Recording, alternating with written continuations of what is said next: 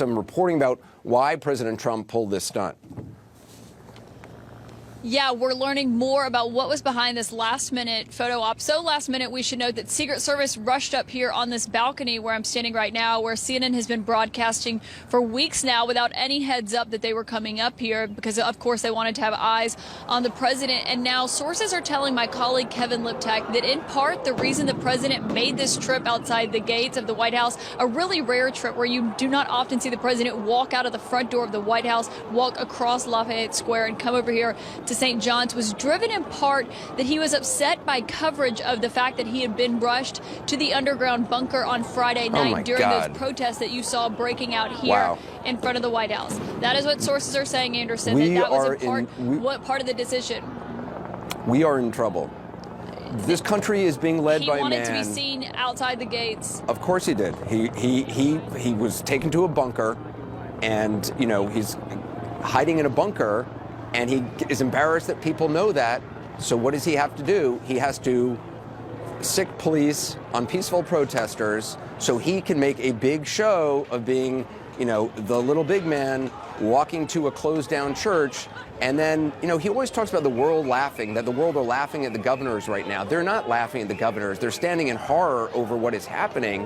The only people that the world is laughing at is the President of the United States. And this event, as I said, if it wasn't so dangerous and disgusting, it would be funny because it is so low rent and just sad.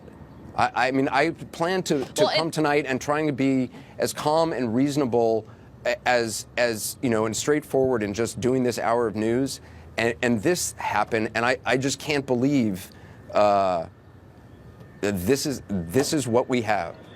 This is the United States of America. This is the president we have. They wanted a disruptor. Well, yeah, that's what a disruptor. That's what disruption is. It's so notable because, Anderson, in the Rose Garden, when the president first came out, he said, "I am an ally of peaceful protest." But what we watched from up here was these peaceful protesters who had been out here for about 8 hours, the 8 hours that we've been up here. And then we watched them, of course. They got 3 really short warnings. And within 10 minutes, it was crowded down here. And then all of the protesters had been moved down the street for the president to come out, walk across Lafayette Square, and go to this church that he's visited a handful of times during his presidency. And now we know that that was driven in part.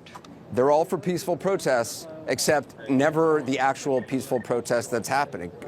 Colin Kaepernick, people taking a knee during a sporting event. No, that's completely inappropriate. That's not the right kind of peaceful protest.